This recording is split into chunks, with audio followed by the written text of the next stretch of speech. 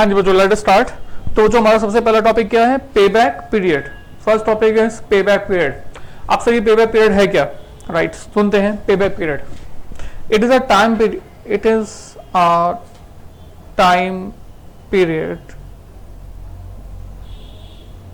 within which investment made by company, बल्कि मैं कहूँगा investment made by the investor, made by the investor comes back. क्या लिखा? Comes back. ये वो टाइम गैप है, टाइम पीरियड है जिसमें हम जो इन्वेस्टमेंट करते हैं वो इन्वेस्टमेंट हमारे पास वापस आ जाती है। Right, it is a time gap within which our investment comes back. Right, तो वो जो कोई भी बिजनेस हो, छोटा हो बड़ा हो, अगर आप 10 लाख रुपए भी लगा रहे हो तो सबसे पहली टेंशन आपको क्या होगी कि आपने जो 10 लाख लगाया हुआ है ना, वो आपके पास वापस कितने समय में आ जाएगा, है ना। सबसे पहले आप ये चाहोगे कि 10 लाख मेरे वापस आ जाएं। राइट, अब कितने समय में आपके 10 लाख रुपए वापस आ रहे हैं, इसी को हम क्या बोल रहे हैं, पे बैक पीरियड। बड़ा सिंपल सा मीनिंग है इसका। राइट, आपको वैसे इसको कैसे कैलकुलेट करेंगे बच्चों, हम इसको एग्जांपल की फॉर्मेट में आपके साथ सीख रहे हैं। मैं सर देखो, मान लो T0 पर आपने 10 लाख रुपए की कॉस्ट लगाई। राइट, 10 लाख रुपए की कॉस्ट लगाने के बाद 1 2 3 4 4 डिफरेंट ईयर्स के अंदर आपके पास जो कैश इनफ्लो अराइज हो रहा है, that is suppose to be 2.5 lakh, 2.5 lakh, 2.5 lakh, 2.5 lakh. एक साल और ले लेते हैं, 5 ईयर, 2.5 लाख। राइट, अब बच्चों 10 लाख रुपए इन्वेस्टमेंट लगाने के बाद आपके पास वापसी आ रहे हैं पैसे, उसको क्या बोल रहे हैं, कैश इनफ्लो। बच्चों याद रखो, जितने भी ये टूल्स हैं यहां से लेकर यहां तक, every tool is based on cash inflows and outflows। अब आप कहोगे सही है, कैश इनफ्लो आउटफ्लो क्या होता है? वो जो देखो, सारी दुनिया के अंदर, मतलब दुनिया के अंदर जो दुनिया भाग रही है वो किस लिए भाग रही है, कैश इनफ्लो के लिए। और कैश इनफ्लो के लिए उसको खर्च क्या करना पड़ता है, कैश आउटफ्लो।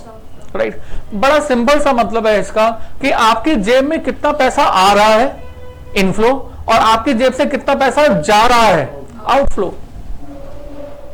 जेब में पैसा आ कितना रहा है, जेब से पैसा जा कितना रहा है। बट बच्चों इसी को हमें देखना है। फिलहाल हमारे एग्जांपल में हमारे पास कैश इनफ्लो आउटफ्लो दे दिया गया है।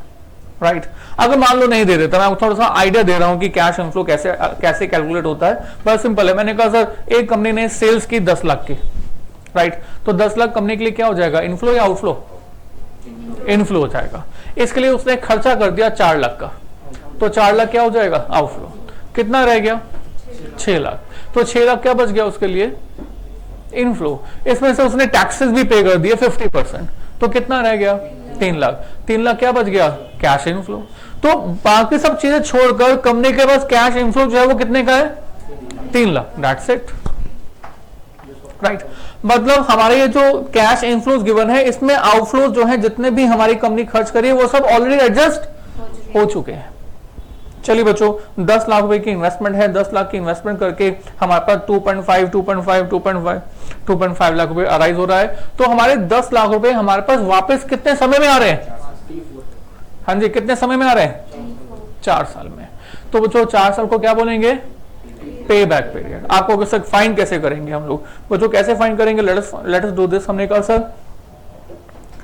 पे बैक पीरियड, हाँ जी बताएंगे कैसे, cash outflow divided by cash inflow per annum, cash outflow divide by cash inflow per annum. तो this is 10 lakh upon 2.5 lakh, और बच्चों इसको डिवाइड करके क्या आ जाएगा, 4 years.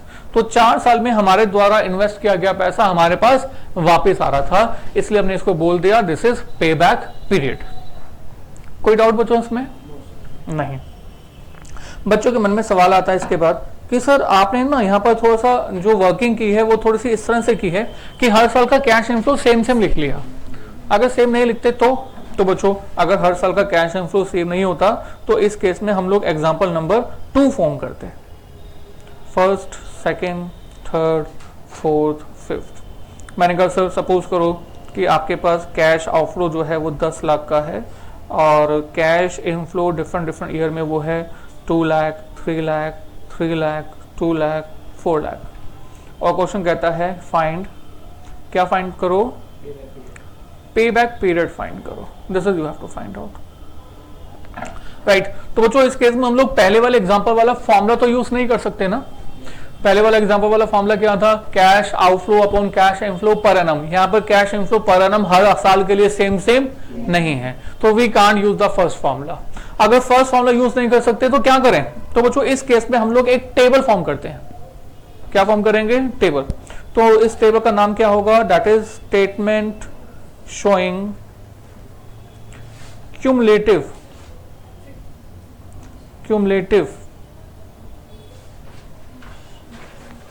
cash inflows, statement showing cumulative cash inflows।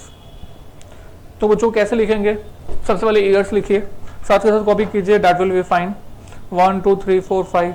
तो इन डिफरेंट ईयर्स के अंदर आपके पास जो कैश इनफ्लोज हैं वो कंसिडर करते हैं। तो कैश इनफ्लोज डिफरेंट ईयर्स में कौन कौन से हैं? 2 लाख, 3 लाख, 3 लाख, 2 लाख और 4 लाख, राइट। अब क्यूमुलेटिव फाइंड करना है, क्यूमुलेटिव कैश इनफ्लोज। तो ये क्यूमुलेटिव कैश इनफ्लोज कैसे फाइंड करते हैं? First number as it is 2 lakh और इस फर्स्ट नंबर में अगला नंबर ऐड कर दो। तो 2 लाख में 3 लाख प्लस कर देते हैं तो इट बिकम्स 5 लाख। इसमें नेक्स्ट नंबर प्लस कर दो, नेक्स्ट नंबर प्लस कर दो। तो बच्चों 10 लाख रुपए कितने सालों में रिकवर हो गया? 4 सालों में। तो जैसे ये 4 सालों में रिकवर हो गया तो इसी 4 को हम लोग क्या बोल देंगे? पे बैक पीरियड, राइट। आपको कैसे इससे आगे क्यों नहीं गया? सर कर भी लोगे तो उससे कोई फर्क नहीं पड़ता, हमारा पे बैक पीरियड तो 4 साल आ गया। अब बच्चे कहते हैं कि सर आपने ना एग्जाम्पल ऐसा लिया है जिससे कि टोटल जो है वो 10 आ जाए। अगर 10 नहीं आए तो, राइट, बच्चा तो ऐसे ही सोचेगा ना कि आपने एग्जाम्पल ऐसा क्रिएट किया जिससे कि टोटल कितना आ जाए 4 साल में, 10 नहीं आए तो, राइट। हमने कहा example number 3, right. So example number 3 क्या बना रहे हैं? Example 3 almost same question, cost 10 lakh, 1 2 3 4 5 years और 5 ईयर्स के अंदर हमने कहा कि बच्चों कैश इनफ्लोज जो हैं वो इस प्रकार हैं, 2 लाख, 3 लाख, 3 लाख, 4 लाख एंड देन 4 लाख। तो टोटल 10 लाख नहीं आएगा ना? नहीं आएगा। और क्वेश्चन क्या कह रहा है? क्या फाइंड करो? फाइंड, हाँ जी, पे back period, right. So this is again find out. तो जो क्या पहले वाला फॉर्मूला यूज कर सकते हैं? पहले वाला, सबसे पहले वाला नहीं। पहले वाले फॉर्मूला यूज करने के लिए आपके पास हर साल का कैश इनफ्लो का अमाउंट सेम होना चाहिए। तो क्या आपके पास कैश इनफ्लो का अमाउंट हर साल के लिए सेम है? नहीं है। तो बच्चों क्या करेंगे? We will have to form the table. तो statement showing cumulative cash inflows, statement showing cumulative cash inflows. So year 1 2 3 4 5 and year 1 2 3 4 5 में हमने कहा कि हम क्या लिखने जा रहे हैं? Cash inflow. फर्स्ट ईयर में कितना लिखने जा रहे हैं? 2 लाख, 3 लाख, 3 लाख, 4 लाख एंड 4 लाख। उसके बाद क्यूमुलेटिव, क्यूमुलेटिव क्या? Cumulative cash inflow. तो क्यूमुलेटिव कैश इनफ्लो में first number as it is आएगा, तो ये तो हो गया 2 लाख। उसके बाद 5 लाख, उसके बाद 8 लाख, उसके बाद 12 लाख, उसके बाद 16 लाख। पर बच्चों आपको कितना अमाउंट रिकवर करना था? और सर ये 10 लाख का अमाउंट जो है वो कब रिकवर हो रहा है? 8 लाख रिकवर हो रहे हैं 3 साल में और 12 लाख रिकवर हो रहे हैं 4 साल में। पर सर आपको जो रिकवरी करनी है वो कितनी करनी है? 10 लाख। तो 10 लाख का अमाउंट कब रिकवर हो रहा है? 3 साल के बाद और 4 साल से पहले, ठीक है ना। 3 साल के बाद और 4 साल से पहले। So we have to find out that what should be this payback period, ये पेबैक पीरियड क्या होगा। तो बच्चों इस पर्पस के लिए हमने कहा सर देखो प्लीज ऊपर ध्यान दीजिएगा, हमने कहा सर 1 2 3 1 2 3 फर्स्ट ईयर में कैश इनफ्लो जो हमारा रिकवर हुआ, in fact cumulative cash inflow that is 2 lakh and then 5 lakh and then 8 lakh, और फोर्थ ईयर में कितना होगा 12 लाख। तो हमारा पेबैक पीरियड 3 साल से कुछ ज्यादा होगा और 4 साल से कुछ कम होगा, पर सर कितना है ये हमें मालूम नहीं। तो बच्चों इस सिचुएशन में हमने आपको यहां पर बोल दिया बच्चों ऐसा करो, इसको सबसे पहले लिख दो payback period is equal to 3 years plus something. अब जो ये समथिंग है ना इसको में हमने स्टार बना दिया, राइट, और समथिंग में जो स्टार बना दिया ना, इस स्टार को हमने कहा दैट सुनिएगा देखो 3 से 4 साल कितना समय गैप होता है 12 मंथ्स का, राइट, और 8 लाख से 12 लाख कितने रुपए का गैप है, 4 लाख रुपए का, 4 लाख का। सो 12 महीने लगते हैं 4 लाख की रिकवरी के लिए। आपको 4 लाख की रिकवरी करनी थी क्या? नहीं, आपको 8 लाख से आगे कहां तक रिकवरी करनी थी? 10 लाख तक। तो यानी कि आपको जो रिकवरी करनी थी वो कितने रुपीस की करनी थी? Only rupees 2 lakh. तो 2 लाख की रिकवरी के लिए कितना समय लगेगा, ये टाइम पीरियड हमें फाइंड करना है, राइट। बच्चों हमने कहा 4 लाख रिकवर करने के लिए 12 महीने लगते हैं, 2 लाख रिकवर करने के लिए कितना समय लगेगा ये हमें फाइंड करना है। इसको हमने बोल दिया इंटरपोलेटिंग मेथड। क्या बोल दिया? Interpolating method. एक्चुअल में ये नाम अजीब सा है बट एक्चुअल में तो ये यूनिटरी मेथड है। आपको याद होगा बचपन में हमने आपको सिखाया था यूनिटरी मेथड, 10 पेन की कीमत 50 रुपए, तो बताओ 4 पेन की कीमत कितनी होगी। हम पहले 1 पेन की कीमत निकाल लेते थे 50 डिवाइड बाय 10 5 रुपए, फिर कहते थे 4 पेन की कीमत होगी 20 रुपए, है ना। अब यहां पर यही करने वाले हैं, 12 महीने में जो रिकवरी हो रही है वो कितने रुपए की हो रही है? 4 लाख रुपए की।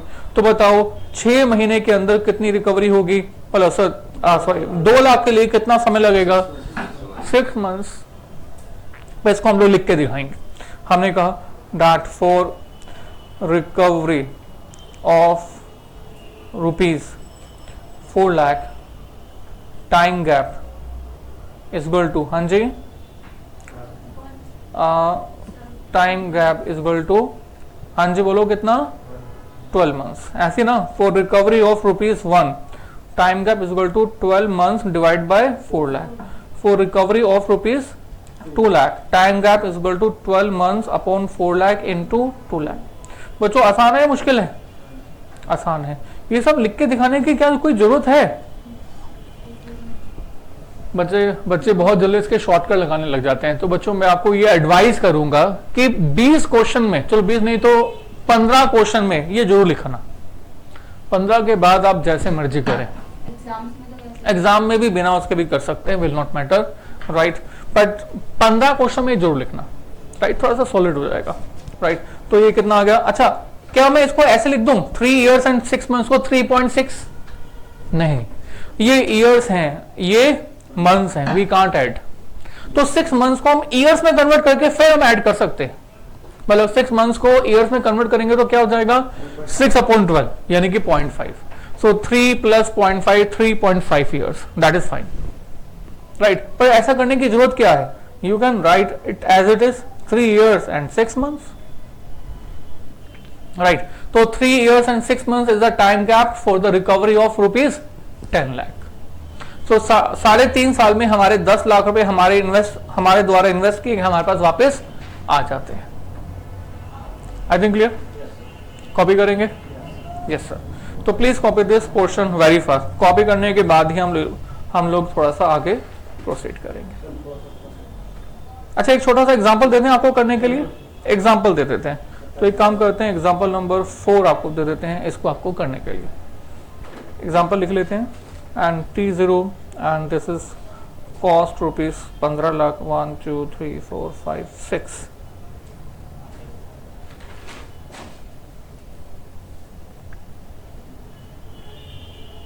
cash inflow. 3 lakh, 4 lakh, 2 lakh, 4 lakh, 5 lakh, 5 lakh. Find